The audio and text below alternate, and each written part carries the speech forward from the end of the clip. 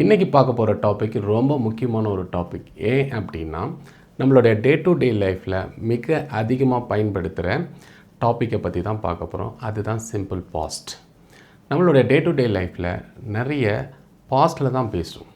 Present அதிகமாக பேச மாட்டோம், ஃப்யூச்சர் அதிகமாக பேச மாட்டோம், பட் பாஸ்ட் அதிகமாக பேசுவோம். ஏன் அப்படின்னா, பாஸ்ட் தான் நிறைய இன்ஃபர்மேஷன் இருக்குது பேசுகிறதுக்கு. ஏன்னா நடந்து முடிஞ்ச விஷயங்களில் தான் நிறைய விஷயங்கள் இருக்குது நமக்கு பேசுகிறது. அதனால் பாஸ்ட்டில் எப்படி சென்டென்ஸ் மேக் பண்ணுறது, அதை பற்றி தான் இன்றைக்கி வீடியோவில் பார்க்க போகிறோம்.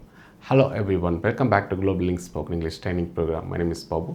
In this video, we are going to learn how to speak past activities in English. Simple past எதுக்கு யூஸ் பண்ணுறோம் அப்படின்னா, கடந்த காலத்தில் ஒரு குறிப்பிட்ட டைமில் ஒரு ஆக்ஷன் நடந்திருக்கும். இந்த மாதிரி ஆக்ஷன் எல்லாமே சிம்பிள் பாஸ்ட்டில் நம்ம சொல்லலாம். ஃபார் எக்ஸாம்பிள், நான் நேற்று சென்னைக்கு போனேன், நான் போன வாரம் ஒரு ஃபோன் வாங்கினேன், இந்த மாதிரி நம்ம சொல்கிறோம் இல்லையா, இது எல்லாமே சிம்பிள் பாஸ்ட்டில் சொல்லலாம். ஓகே. ஃபார் எக்ஸாம்பிள், நான் நேற்று கிரிக்கெட் விளையாடினேன், இது எப்படி இங்கிலீஷில் சொல்லலாம்? நான் என்ன வரும்? ஹாய். விளையாடுறதுக்கு ப்ளே, அதோடைய பாஸ்ட் ஃபார்ம் பிளேட்.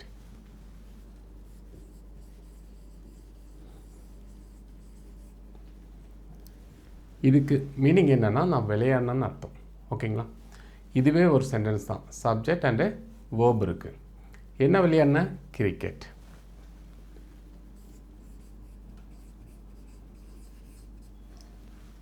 எப்போ விளையாடின? எஸ்டர்டே.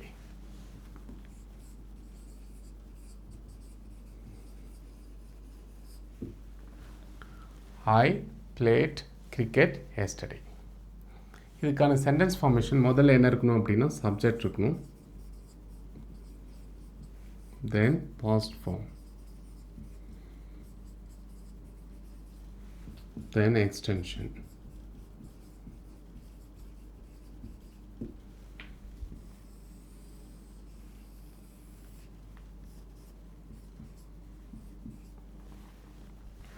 எக்ஸ்டென்ஷன்றது இன்னும் நிறைய இன்ஃபர்மேஷனை கொடுக்கும். ஓகேங்களா?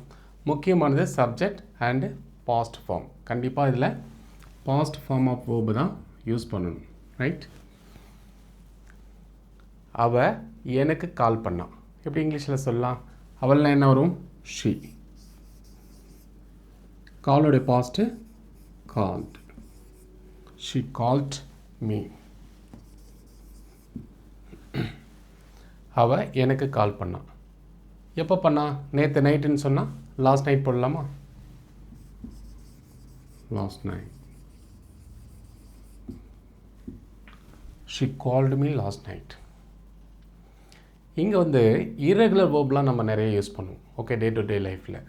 கோக்கு இர்ரெகுலர் வேர்ப் வெண்ட், கம்முக்கு கேம், ரைட்டுக்கு ரோட், டூக்கு டிட், சிங் சாங்.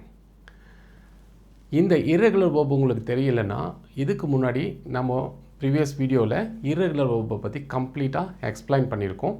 அந்த வீடியோவை பார்த்துட்டு இதை பார்த்தீங்கன்னா கிளியராக புரியும்.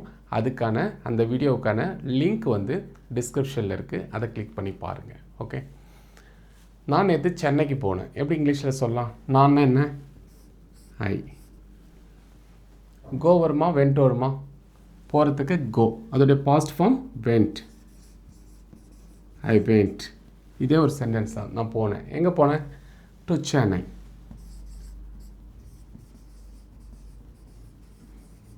ஏதாவது ஒரு இடத்த நோக்கி நீங்கள் போகிறீங்க அப்படின்ற பட்சத்தில் அந்த பிளேஸ்க்கு முன்னாடி டு போடணும். ஓகே. நான் பெங்களூர் போனேன் அப்படின்னா ஐ வென்ட் டு பெங்களூர். நான் ஆஃபீஸ் போனேன் அப்படின்னா I went to the office. Destination பிளேஸ்க்கு முன்னாடி டு போடணும். எப்போ போனேன்? எஸ்டர்டே.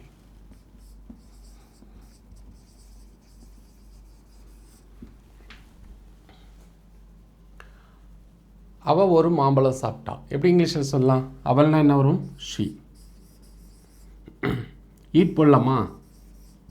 ஷீ ஈட் போட்டால் தப்பு. ஏன்னா இது பாஸ்ட்டை பற்றி பேசுகிறதுனால ப்ரெசன்ட் வேர்பை போடக்கூடாது. கண்டிப்பாக பாஸ்ட் வேர்பு தான் நம்ம போடணும். ஷீ ஏட் தான் வரும், ஈட் வராது. She ate a mango.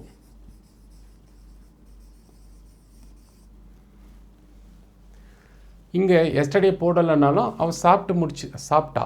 எதை வச்சு நீங்கள் பாஸ்ட்னு ஐடென்டிஃபை பண்ணுவீங்க? இந்த பாஸ்ட் வெர்பை வச்சு தான் இது பாஸ்டில் நடந்திருக்கு அப்படின்னு ஐடென்டிஃபை பண்ணுவீங்க. ஓகே, அவர்கள் தேர்வு எழுதினாங்க. போன வாரம் அவர்கள் தேர்வு எழுதினாங்க. இது எப்படி இங்கிலீஷில் சொல்லலாம்? அவர்கள்லாம் என்ன வரும்? தே. ரைட்டுக்கு past form wrote. They wrote the exam last week.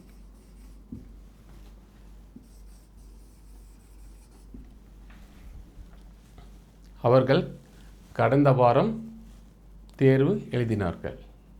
Okay, அவன் என்னுடைய பேனாவை திருடிட்டான். திருடுறதுக்கு என்ன வேர்பு? ஸ்டீல். ஸ்டீலோடைய past stole. He stole my pen.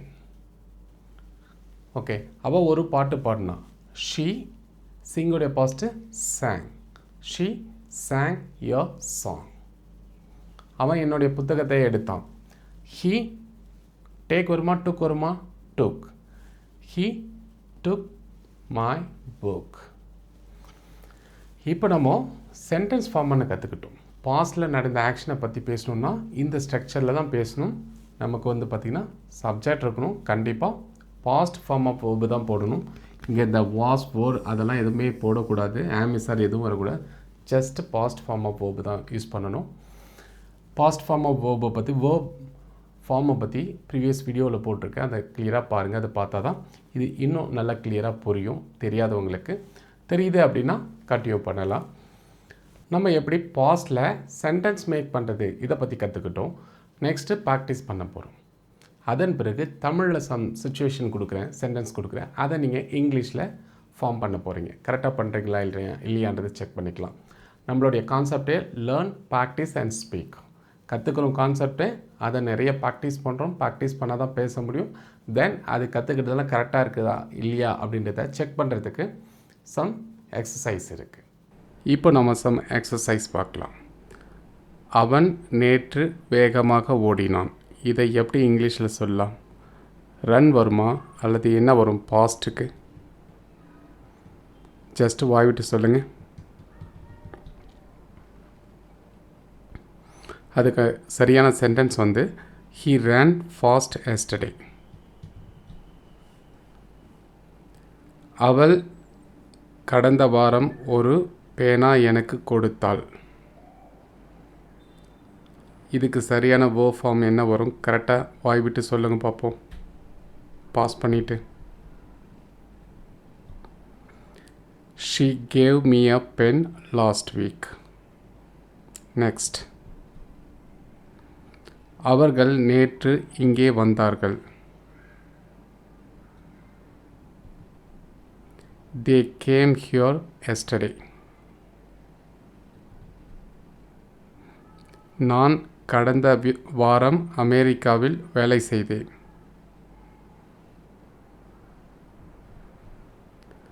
I worked in America last week.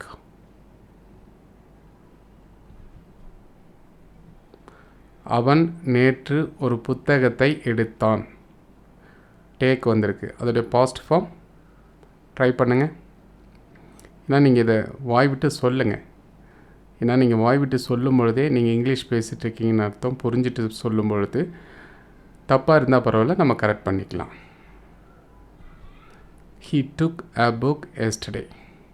Take உடைய past form took. நான் கடந்த மாதம் ஒரு லேப்டாப் வாங்கினேன். I bought a laptop last month. அவள் நேற்றிரவு ஒரு புத்தகம் படித்தாள்.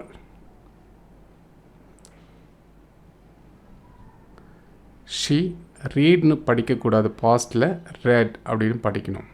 ஸ்பெல்லிங் ஒன்று தான், ஆனால் உச்சரிப்பு பாஸ்டில் நீங்கள் பேசும்பொழுது ரெட் அப்படின்னு படிக்கணும். She red a book last night அப்படின்னு தான் சொல்லணும்.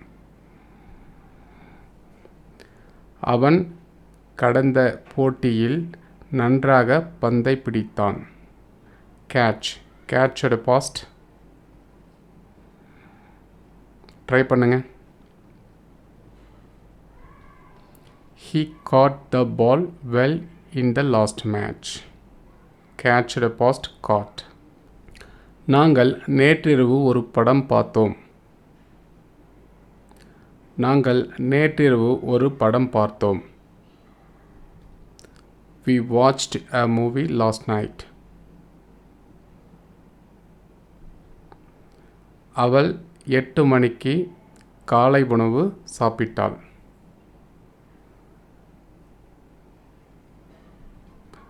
She ate breakfast at 8 a.m. இங்கிலீஷ்ன்றது வந்து பார்த்திங்கன்னா பேசினா தான் வரும். அப்போது நம்ம கண்டிப்பாக பேச ஆரம்பிக்கணும். இப்போ நம்ம எப்படி பாஸ்டில் சென்டென்ஸ் ஃபார்ம் பண்ணுறது இதை பற்றி கற்றுக்கிட்டோம். நீங்கள் இப்போ என்ன பண்ணணும் அப்படின்னா பேச ஸ்டார்ட் பண்ணணும். நீங்கள் வந்து வீடியோவை லிசன் பண்ணிக்கிட்டே இருந்தீங்கன்னா உங்களுடைய கம்யூனிகேஷன் ஸ்கில் இம்ப்ரூவ் ஆகாது, உங்களுடைய இங்கிலீஷ் ஸ்பீக்கிங் ஸ்கில் இம்ப்ரூவ் ஆகாது. நீங்கள் கற்றுக்கிட்டதை ப்ராக்டிஸ் பண்ணணும். ஜஸ்ட் ஒரு 2 minutes 3 minutes ஜஸ்ட் 5 minutes. நீங்கள் டே டு டே லைஃப்பில் காலையிலேருந்து இப்போ வரைக்கும் என்ன பண்ணீங்க? ஜஸ்ட் தப்பாக இருந்தால் கூட பரவாயில்ல. ஐ woke up at 5 o'clock. I brushed my teeth. I drank cup of coffee. I met my friend. இது மாதிரி ஏதாவது ஒன்று ஐ met my ஃப்ரெண்டுக்கு பதில் ஐ மீட் மை ஃப்ரெண்டுன்னு சொன்னாலும் ட்ரை பண்ணுங்கள். ஓகே, தப்பானால் தான் நம்ம கரெக்ட் பண்ண முடியும். ஓகே, ஆனால் ஒரு விஷயத்த பண்ணுங்கள், பேசுங்க, இங்கிலீஷில் பேசுங்க.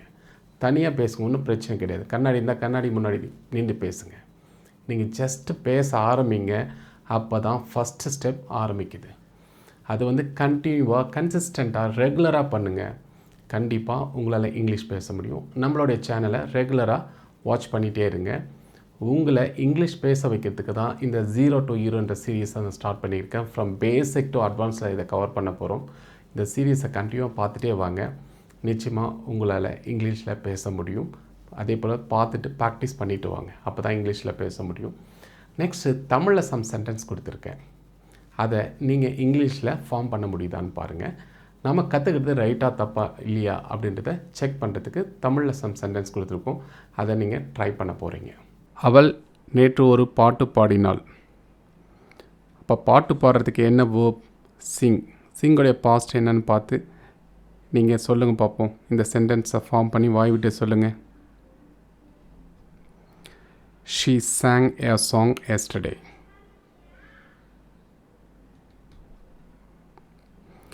நான் நேற்று என்னுடைய நண்பனை சந்தித்தேன். அப்போ சந்திக்கிறதுக்கு என்ன வேர்ப்? அதோடைய பாஸ்ட் என்ன?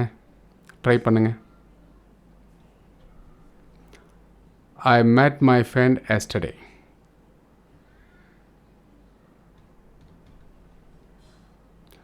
அவன் நேற்று கிரிக்கெட் விளையாடினான். விளையாடுறது வந்து ப்ளே, அது வந்து ரெகுலர் வேர்ப். ட்ரை பண்ணுங்கள். He played cricket yesterday.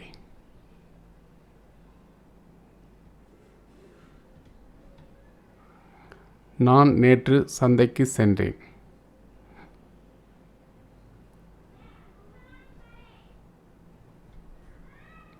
I went to the market yesterday.